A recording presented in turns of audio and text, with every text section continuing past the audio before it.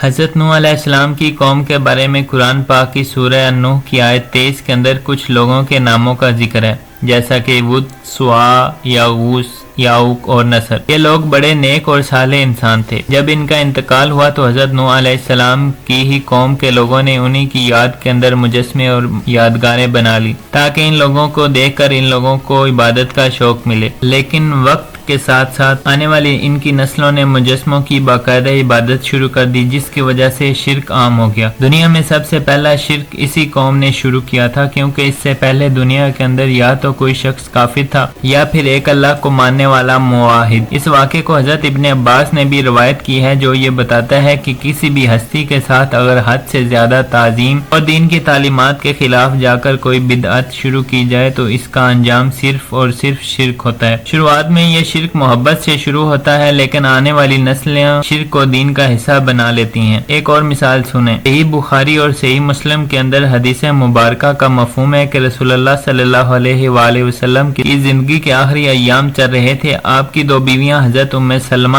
رضی اللہ تعالی عنہ اور حضرت ام حبیبہ رضی اللہ تعالی عنہ آپ کے پاس بیٹھ کر ذکر کر رہی تھی کہ ہم نے حبشہ یعنی موجودہ دور کے ایتھوپیا کے اندر جو ماریا نام کا چرچ دیکھا تھا وہ کتنا خوبصورت تھا، اس کی تصویریں، اس کی مورتیاں کتنی خوبصورت تھی۔ لیکن رسول اللہ صلی اللہ علیہ وآلہ وسلم نے جب یہ سنا تو بیماری کی حالت میں اٹھے اور فرمایا کہ یہی تو ان لوگوں کی خرابی تھی، جب بھی ان لوگوں کے اندر کوئی نیک شخص فوت ہو جاتا تو اس کی تصویریں اور اس کی مورتیاں بنا لیتے اور آہستہ آہستہ اس کی قبر پر مزار یا مسجد بنا کر باقاعدہ سجدے شروع کر دیتے۔ قیامت کے دن یہ لوگ بدترین مخلوق کی صورت میں اٹھائے جائیں گے۔ اللہ اکبر۔ آج کے دور میں جس شخصیت کے نام پر یہ شرک شروع کیا گیا وہ ہے شیخ عبد القادر جیلانی، جنہیں ان کے ماننے والوں نے اللہ کے برابر یعنی غوث اعظم یا سب سے بڑا مددگار بنا دیا۔ شیخ عبد القادر جیلانی کی پیدائش 1077 میں ہوئی اور ان کا انتقال 1166 میں ہوا۔ وہ ایک بہت بڑے عالم دین، ایک محدث اور فقیہ تھے، جن کی بہت سی روحانی اور علمی خدمات ہیں۔ یہ ایسے شخص تھے جنہوں نے ساری زندگی اللہ کے دین کی تبلیغ کی ہو۔ آپ کیسے ایسے شخص سے امید رکھ سکتے ہیں کہ اس نے کوئی ایسی بات کر دی ہو جو کہ قرآن و حدیث کے نہ صرف خلاف ہو بلکہ انہیں اللہ کے مقابلے میں کھڑا کر کے ان سے ایسے دعائیں مانگی جائیں جیسے کہ آپ اولیاء میں سب سے زیادہ جلدی اور سب سے بڑی مدد کرنے والے ہیں۔ سبحان اللہ۔ یہ مطلب بغداد شہید میں آپ منبر پر واعظ فرماتے ہوئے آپ نے یہ اعلان فرمایا تھا، قدمی ہذہ علی رقبۃ کل ولی اللہ، میرا یہ قدم تمام اولیاء اللہ کی گردنوں پر ہے۔ تو فرشتے عرض کرنے لگے، اے اللہ عبد القادر نے پکڑ لیا ہے۔ وہ ہم سے سوال کرنے لگے ہیں۔ غوث پاک رضی اللہ تعالیٰ عنہ فرماتے میں تو قیامت میں بھی اتنی دیر جنت میں نہیں جاؤں گا جب تک سارے مریدوں ساتھ چلے جائیں۔ 2 روغنی روٹیاں اور دودھ کا پیالہ لے کر آئے اور مجھے کہا کہ کھاؤ۔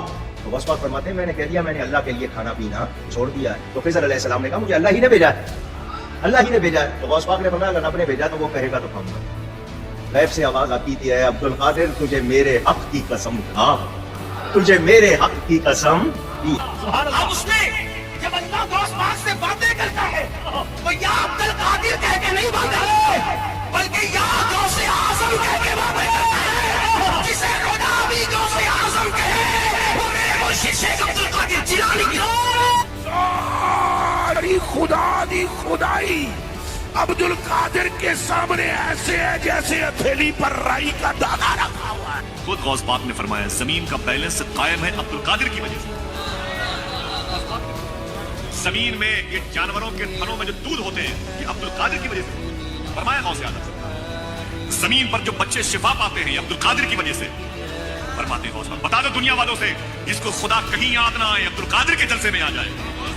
فرماتے ہیں غوث پاک جس نے نہ دیکھا مدینے والے کو عبد القادر کو دیکھ لے۔ فرماتے ہیں حضور غوث اعظم سرکار جس کو تمنا ہو کعبہ دیکھنے کی عبد القادر کا روضہ دیکھ لے، دربار دیکھ لے۔ غوث پاک کا حال یہ تھا کہ غوث پاک کا نام کوئی بے وضو لیتا تھا تو وہ مر جاتا تھا۔ غوث وہ ولی ہے کعبہ جس کے گھر کا طواف کرنے آتا ہے۔ مصیبت ٹال دینا کام کس کا غوث ایسی بات ہے کہ یہ سب کچھ ان سے جھوٹ منسوب ہے، جس پر ایک پوری ویڈیو الگ سے موجود ہے جسے اگر آپ چاہیں تو دیکھ سکتے ہیں۔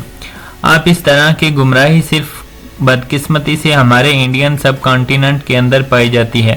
جو کہ جہاں پر بغداد کے اندر شیخ عبد القادر جیلانی مدفون ہیں، وہاں کے لوگوں کے عقیدے بھی شیخ عبد القادر جیلانی کے بارے میں وہ نہیں جو ہمارے انڈیا پاکستان کے اندر معاذ اللہ کے برابر پہنچا دیے گئے ہیں۔ حال ہی میں ترکش ڈرامہ سیریز صلاح الدین ایوبی کی 24ویں قسط کے اندر پاکستانی اداکار نور الحسن کی شیخ عبد القادر جیلانی کی صورت میں انٹری دکھائی گئی، کیونکہ صلاح الدین ایوبی اسی زمانے سے تعلق رکھتے ہیں جو لوگوں نے آج ان کے نام پر شرک شروع کر رکھا ہے۔ وہ لوگ غور سے دیکھیں کہ شیخ عبد القادر جیلانی یہاں پر خود توحید یعنی ایک خدا کی عبادت کی تبلیغ کر رہے ہیں۔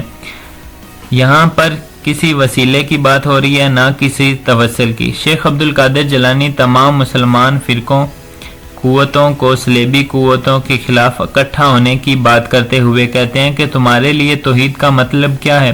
صرف ایک لفظ ہے۔ اسی ایک بنیاد پر تو اللہ کے رسول نے ہم سب کو اکٹھا کیا تھا، اور یہ توحید تو ایمان کی بنیاد ہے، یعنی جو شخص ایک اللہ کو سب کچھ نہیں مانتا، اپنا مالک، اپنا رازق، اپنا مدد کرنے والا، وہ مسلمان ہی نہیں ہو سکتا۔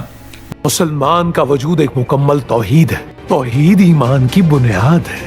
توحید کے اس مضبوط کلے میں داخل نہیں ہونا چاہیں گے۔ غوث پاک آپ کے گناہگار مرید آئے ہیں، ہماری جھولی بھر دیجیے۔ یہ باتیں وہ شخص کر رہا ہے جو کہ اللہ کا نیک بندہ ہے، جس کی قبر پر جا کر لوگ اس سے دعائیں مانگ رہے ہیں، اسے اپنا سب سے بڑا مددگار یا پھر غوث اعظم بنا بیٹھے ہیں۔ حضرت نوح علیہ السلام کی قوم نے جیسے اپنے نیک لوگوں کو آہستہ آہستہ مجسموں کی شکل دی اور پھر ان کی پوجا شروع کر دی، یہی لوگ ان گمراہ مسلمانوں نے کچھ جاہل اور علم سے ناواقف عالم دین کے بہکاوے میں آ کر پہلے ان سے جھوٹی کرامتیں منسوب کی، اور پھر اس کے بعد ان سے شرکیہ عقائد جو انہیں اللہ کے برابر کھڑا کر دیں، اور پھر اس کے بعد باقاعدہ ان کا مجسمہ بنا کر ان کی عبادت شروع کر دی، جیسا کہ آپ اس ویڈیو کے اندر دیکھ سکتے ہیں۔ جیسے ہندو اپنے خداؤں کی مورتیوں پر دودھ اور پانی سے غسل دیتے ہیں، وہی کام یہ لوگ بھی ان کی بت کے ساتھ کر رہے ہیں۔ اللہ کے رسول نے فرمایا تھا کہ دین کے اندر نئے نئے بدعات سے بچنا، کیونکہ ہر بدعت گمراہی ہے اور ہر گمراہی جہنم میں لے جانے والی ہے۔ لیکن یہ سب دیکھ کر بھی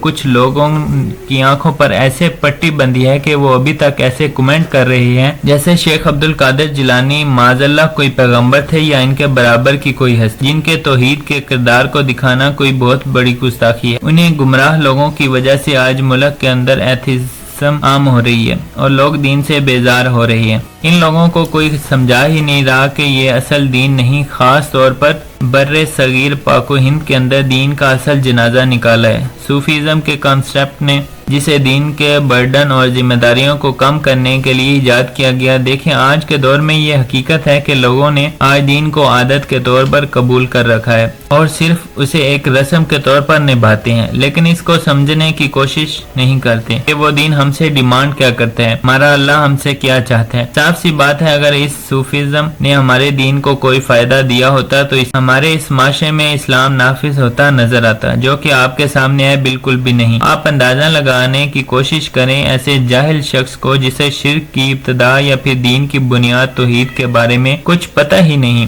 وہ لوگوں کے لیے عالم دین بن کر ان لوگوں کو دین سکھا رہا ہے، تو اس معاشرے کا اندازہ خود لگا لیں۔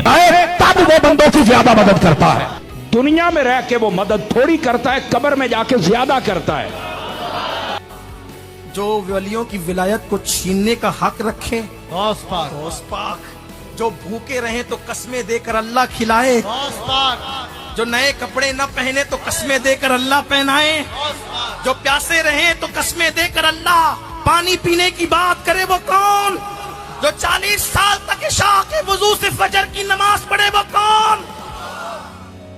آدھی امت کو جس کے صدقے میں بخشا جائے قیامت کے دن وہ کون؟ مردے زندہ کریں غوث پاک ولی، جس کے آگے گردن خم کریں غوث پاک، چوروں کو ولی بنائے غوث پاک، خضر جن کی محفل میں آئے غوث پاک، موسیٰ علیہ السلام کا ایک جیسا کسی امت میں ولی نہیں غوث پاک، خضر کے ہوش سے پوچھے کوئی رتبہ تیرا کی بات کی جائے غوث پاک، غوث پاک یہ لیکن ہے غوث پاک آپ یہ سب کچھ ہو۔ کہتے کہ جب میں ماں کے پیٹ میں تھا تو لوح محفوظ پر چلنے والے قلم کی آواز کو سنا کرتا تھا۔ اللہ تعالیٰ سے دعا ہے کہ وہ ہمیں سمجھنے کی اور نیک عمل کرنے کی توفیق عطا فرمائے، آمین۔ باقی آپ اس بارے میں کیا سوچتے ہیں؟ اپنی قیمتی رائے کا اظہار کمنٹ سیکشن میں ضرور کریں۔ Thanks for watching this video. اللہ حافظ۔